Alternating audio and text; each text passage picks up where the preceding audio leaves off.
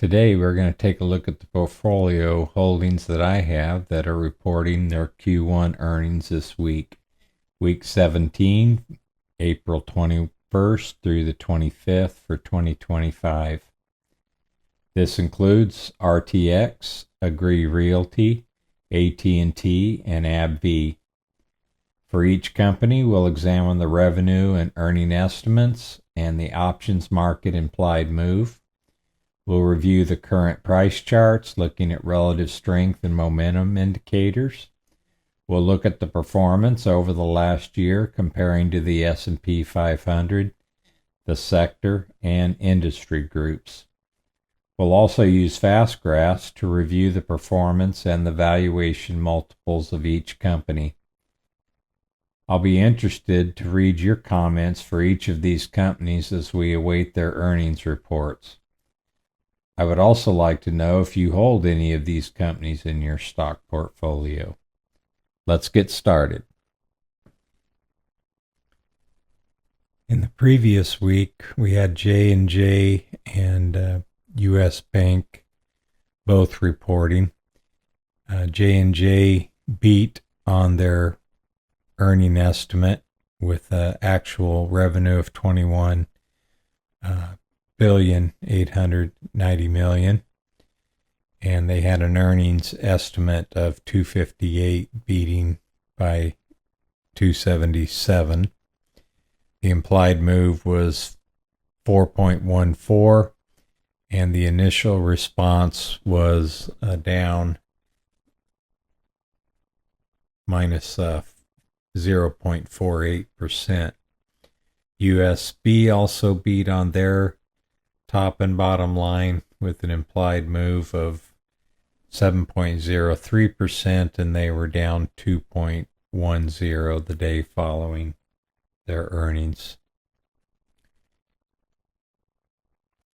This week, I have RTX, ADC, Agree Realty, AT&T, ticker T, and AbbVie, ticker ABBV, all reporting this week. RTX reports on Tuesday before the bell. Agree Realty reports on Tuesday after the bell. AT&T is reporting on Wednesday before the market opens, and AbbVie is reporting on Friday before the market opens. You can see the estimated revenue, the estimated earnings, and then I've also looked up the implied move for each. RTX is expected to move plus or minus 4.84%, Agree Realty 4.90%, AT&T 5.27%, and AbbVie 4.82%. If we switch to the year ago, first quarter 2024, we can see that 3 of these 4 companies beat on the revenue. 3 of the 4 beat on the earnings. And you can see the initial response, the response 1 week later, and the response 2 weeks later. We move to the second quarter. You can see a similar action. 3 of the 4 beat on their revenue estimates. 1 was in line for earnings, 1 missed, 2 beat, and you can see the initial responses and the 1 week and 2 week responses. For the third quarter of 2024, 3 of the 4 beat on revenue, 4 of the 4 beat on actual earnings, and you can see the responses. Initial response 1 week and 2 weeks later. Then if we look at the fourth quarter, previous quarter, all 4 beat on revenue and earnings, and only Agree Realty had a negative response for the initial response and 1 week later. We take a look at the current market conditions. We're all pretty much aware of the tariff announcements that occurred on April the 2nd after the market close, and the response of the S&P 500 following. We basically have been down from our February 19th high of 611.39 to the low here on April the 9th. We were down about 18.79% overall in the SPY. And if we take a look at the VIX, we can see that that's very high. Normally, we would like to see this below 20. Would tell us that markets aren't too terribly volatile, but we like to see it averaging around 16. So we do currently operate in a very highly volatile market. And because of that, a lot of companies that have reported so far are actually withdrawing their guidance because of the uncertainty on how the tariffs will impact their company and the earnings moving forward. So with that in mind, we'll start by taking a look at the price charts. We'll start with RTX. We can see that they're trading fairly close to their 20-day and the 50-day moving average, which is pretty much in the middle of the Bollinger Band set at 2 standard deviations away. We can see that the price has recovered somewhat better than what we saw on the SPY, but the RSI is sitting right at the midpoint. We're just barely above the midpoint. For the MACD, we did have a crossover, but the MACD is negative. We can see that on the relative rotation, relative strength, that RTX is better than the SPX currently, but the momentum is slightly below what we're seeing on the SPX. We have seen some improved accumulation on RTX. We can see that RTX has outperformed the SPX by 24.29%. We can see that we have outperformed the XLI, the industrial sector, by 24.52% over the last year. And we can see that RTX has outperformed the industrial group, which is in aerospace, by 12.10%. If we move over to FastGraphs and just look at RTX, just to get an idea of where the valuations are sitting at the moment, we can see that it's currently trading at a blended PE of 22.05, and we can see that its normal PE is 18.23, and we can see that the fair value sits at 15. So it's trading at a fairly high level at this moment. But we can also see that the growth rates over the next few years is 7% is what's expected for 2025, 11% growth for 2026, and 11% growth for 2027. We'll switch over to the ADC, Agree Realty. They currently have a yield of 3.84. They traded at an all-time high, closing on Friday. So ADC has recovered very well from this tariff situation, has a lot of strength. The RSI is currently sitting at 64.75. The MACD is positive and indicated a buy signal a few days ago. Relative strength is better than the SPX, and the momentum is better than the SPX. They've had improved accumulation, has decreased slightly, almost getting a negative convergence here. We are here as well. That's something to be watchful for as we're trading at all-time highs in several other REITs. ADC has outperformed the SPX by 42.24%.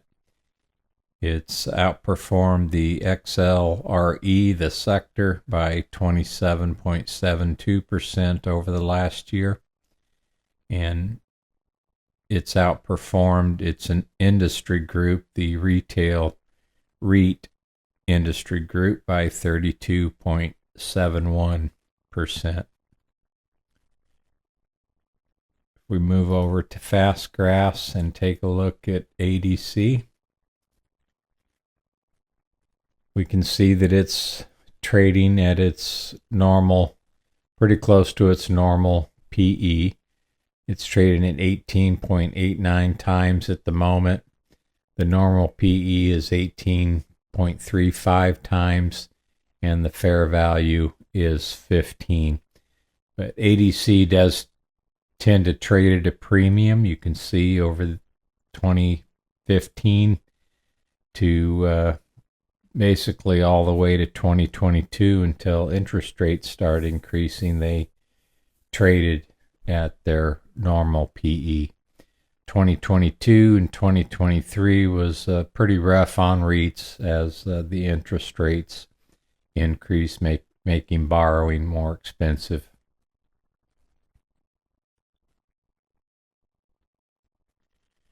We can move over to the chart for AT&T.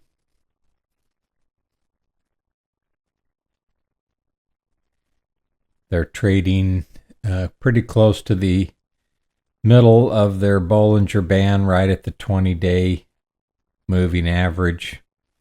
They have an RSI of 53.61, so it is positive. They have a MACD that's positive, but once again, we've had increasing prices and decreasing momentum, so that's a negative convergence, which could come into play for earnings. And for AT&T, their Q1 earnings tend to be a little bit weaker, and the price seems to be a little more volatile after the earnings in the first quarter, per my experience. We've had increasing accumulation since about September of last year. T is outperforming SPX by 68.45% over the last year. They're outperforming the communications sector by 55.3%, and they're outperforming their industry group, the fixed line communication industry group, by 5.44. We move over to FastGraphs and look at T, get an indication of where they are trading valuation wise. We can see that they're trading above their normal PE. They're trading at 12.36 times right now. Their normal PE is 10.16. And their fair value is 12.84. We can look at their expected earnings growth over the next 3 years. For 2025, it's actually down 10%. For 2026, it's up 11%, and the expected earnings growth for 2027 is also expected to be 11%. And finally, we can move to AbbVie. They have a forward yield of 3.79%. They have not recovered as well as the previous three companies that we've reviewed. They're down at the bottom area of their Bollinger bands, trading below all three of the 20, the 50, and the 200-day moving average. They do have a negative RSI sitting at 31.12 at the moment. They have a negative MACD with improving convergence.